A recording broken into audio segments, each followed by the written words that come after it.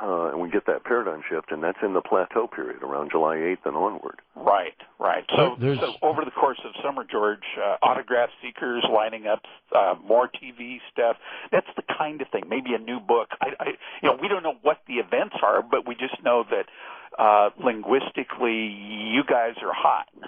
Yeah, there's no doubt about that. In South America, you talked about an incredible story that in the summer of 2010, a video crew will interview an escapee from an internment facility after mass UFO sightings, and apparently this very young, bald man will later be revealed to be a non-Terran human. I like that. So do I. I'm waiting for that one. That's now, we have an to be incredible careful, though. Story. The language around that was not necessarily that he was young and bald, but was wizened, and it's a kind of a curious word, and that indeed is how I think of it, is perhaps young and bald or something along those lines. But there's a lot of slack in the language there, yes. Webmaster Lex Lonehood, by the way, interviewed Clif, a very lengthy article, After Dark article, in the January issue of this year of the After Dark News magazine, and he enjoyed himself, Clif, with that interview. He's very thorough, isn't he? Oh, yes, indeed. Yes, indeed. Repeated conversations. Now, what do you mean by that? Yes. Yeah. He's that way. Now, I notice in your most recent work that you don't talk about certain specifics of the future.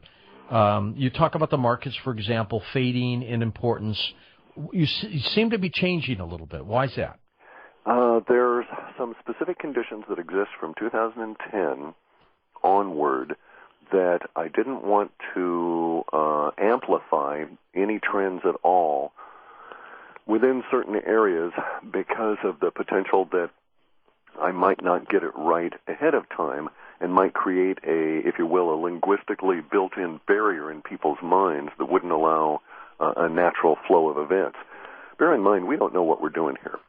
And if we get out there and we set up something that ends up being a self-fulfilling prophecy, because it's centered around a particular set of words, but we're off in it in terms of where it actually should have been focused, then we're not really harmonizing with the universe so much as providing a distraction or a disturbance that really didn't need to exist there. So I guide myself with this by writing. In the writing, I ask myself continuously the same kind of questions that the Buddhists ask themselves, and that is, why are you putting this energy out in the universe? And so I'll stop and examine it. And there are a couple of areas where I did not feel comfortable in putting it out, so I censored myself this time. And some of the areas are going to become very obvious. In fact, one of them we can discuss now, and that's the whole idea of silver and its cousin gold in terms of the precious metals. Because I was absolutely incorrect in when it was going to occur, and I was 100%, in fact, probably very conservative in what will occur relative to silver and relatively shortly. And we're starting to see some of the linguistics appear now that suggest that we're very correct with that. Can we assume that we're definitely not out of the woods economically and that it could get even worse? Oh, I would suggest that that's a huge solid rock upon which we can walk, yes, indeed. That you've got to assume hardship exists now and at least through to 2013. There are some fundamental problems, George.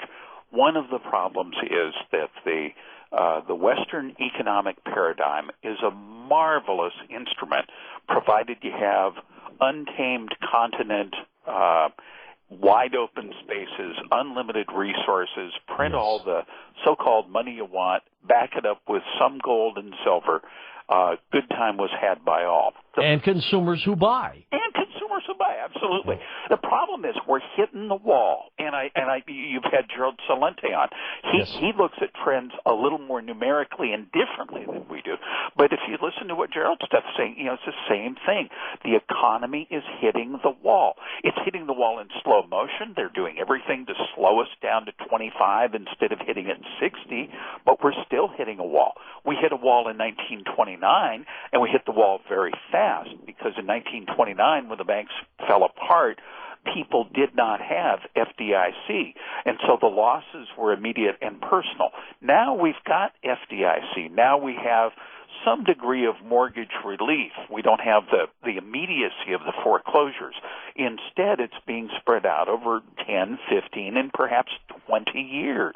So we'll hit the wall slow, but we're seeing in the jobless numbers, and one of the reasons I'm staying up all night is I can hardly wait because just, 6 hours from now, the Labor Department's going to come out with a report, and it'll be very interesting to see where they report the unemployment rate at. I'm guessing they'll come in again with a 9.6 to 9.8 kind of range, even though the ADP report, which came out earlier this week, said, oops, the economy dropped another 23,000 jobs. So, I mean, in terms of the economy, we haven't even got to the commercial real estate failures. That stuff is still out there in the wings. And that's not to be negative. That's not to give any aid and comfort to enemies of America. That's just the way the numbers work out. People don't have new gotta-have-it items. And that's what really drives economic growth. Yes, that is absolutely true. How many how many big screen TVs do you have?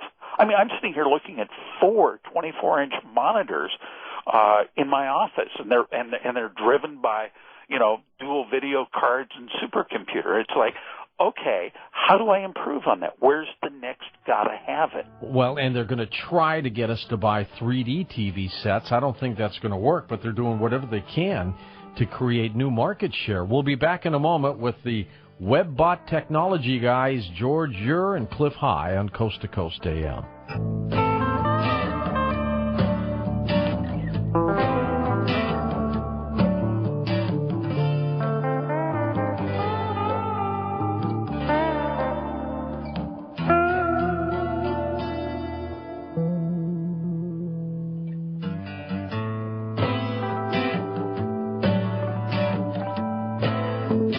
Now, we're going to save the last hour for you for questions with the WebBot guys, George Ure and Clif High. But over the next hour and a half or so, more questions about just some of the things that they see through this incredible software program in the future. George and Cliff, you talk about in the discussions of markets, you hint at major weather events to come this year. And you know what? That is probably right on the button. But how does the software know about like a future weather trend? How does it find that? It's not really the software that knows, first off. It's humans, because humans are psychic. And to some degree, they're always have their antenna attuned to what's going on, and we're continuously making predictions about what's going to occur in our days, usually. Will the coffee be hot enough and that kind of thing. But it's always out there and sort of flowing through, and it sort of leaks into the language. And basically what we do is we have a numeric value system that's assigned to various kind of words, and we've got well over 1 million words now that have been gone through and had the value system assigned to them. And as we encounter these words on the Internet, we see what's changed from the last time we were visiting this area, so to speak. And so we examine the change from week to week, month to month, that sort of a deal, in particular areas of discussion, because our usual day-to-day language is so regular, it's so routine. In a standard English speaking environment in the U.S., you might use 11,000 words more or less in the course of a year and restrict yourself to an astonishing 1,800 words as the basis for your vocabulary in any given week. And so when it starts changing, that's when we pay attention. And we've already seen the change. The report came out, I think it was on the 11th of March. And just here this last week, we've seen the first of what may be several events where a weather system just parks itself, unzip, and rains all over a certain area. In this case, it happens to be, Rhode Island and down around Providence. Well, let's not forget us. I mean, we've had horrific rains the last few days, and we've got a high wind warning that's going to be in effect all day tomorrow. So up in the Northwest, they're having some problems too. But nothing compared to the language that seems to be coming later in the summer, where whatever the weather is yet to come this spring will become a major economic driver, and whether it's because commodity prices will go through the roof or because fields won't get planted. Whatever the specific mechanism is, there appears to be a lot of focus around that, and it leaks through, in just bizarre ways. Clif? Well, say for instance, you've got some people, their gender is immaterial, and they're sitting there typing in the pie forum or the bread baking forum. There's a couple of really good bread baking forums out there, and I happen to know of one. I go and I read it, and I'm seeing that so-and-so, a regular contributor, their language has shifted slightly, and now they're worried, openly discussing, for instance, their concern over the rising price of flour. Okay. Right. That kind of thing would be picked up in as a conscious expression of a worry within our software, and it is those kind of things that drive what we call the serendipity versus the discipline approach. If I say, let's do a discipline run, then we're out after specific keywords. However, if I say, let's do a serendipitous run, and anything that crosses this emotional threshold of X I want to know about, and oh, by the way, grab a bunch of text around it. And that's how we sort of go from. And then when you have that discussion of the flour prices, and it comes concurrent with a bunch of other language and other fora that are talking about precip, rain, and those kinds of things running through at the same time, then in the model space you can kind of correlate. It's like, we see rain talk picking up, we see concerns about bread baking, and over here we see about grains. And then we see that the language itself is concentrating in a shorter term value set that has an effectiveness out next 3 months, and then we can start assigning temporal values as to when this is likely to occur, and there you go. And then you can see the market peaking, and then when those grain prices come along, we further out see things like inflation, hyperinflation coming down the road, which is very hard on financial markets, but you can get kind of a sense of how pushing on one part of the big balloon makes all the other parts pop out, but only in their turn. In a simple way, we get calls, for example, from truck drivers, and they may say, and this I'm just saying this, they may say, we can't get the milk delivered like we used to. There's a shortage of milk. We can't get to it. And one then might construe, hey, the price of milk's going to go up. Exactly. Yeah.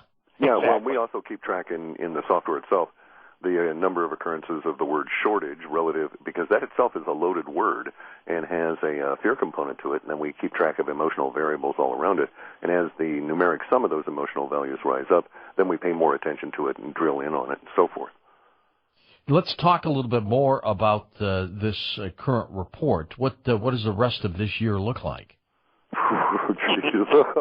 Oh, boy. So you mean where the draft comes back, or you mean where we run out of food, or where we have the revolution, rebellion, or which all part? of the above? There's some good areas in the sense that we don't really see any potential for an exchange, a warfare exchange in a real serious way between Israel and Iran, at least up until November 8th or so. So we can all sort of breathe a sigh of relief there. Whatever wars we've got going on, they're the only ones we're going to have to deal with at the moment. Well, wait a minute. Not quite. There's a chance that it could occur around as part of the July 8th we have. George, I still maintain that we would see a larger level of release than what we're seeing. Yeah, agreed. But it's a sawtooth, and so we if possible, yes. Let's say a very low order probability. Yeah, low order probability. But if that's the case, then November turns into global thermonuclear into the game. Or something that the powers that be would certainly engineer towards that. I would agree. Yeah, because we have a curious situation here. When George, you and I first got together in 2001, it was because of a tipping point. And right at the moment, we stand relative to another tipping point coming in November that we see last 4 days. The tipping point will begin in the morning of the 8th and continue all the way through until the evening of the 11th relative to our data. And then we slip into a 2 or 3 month period of release. Now,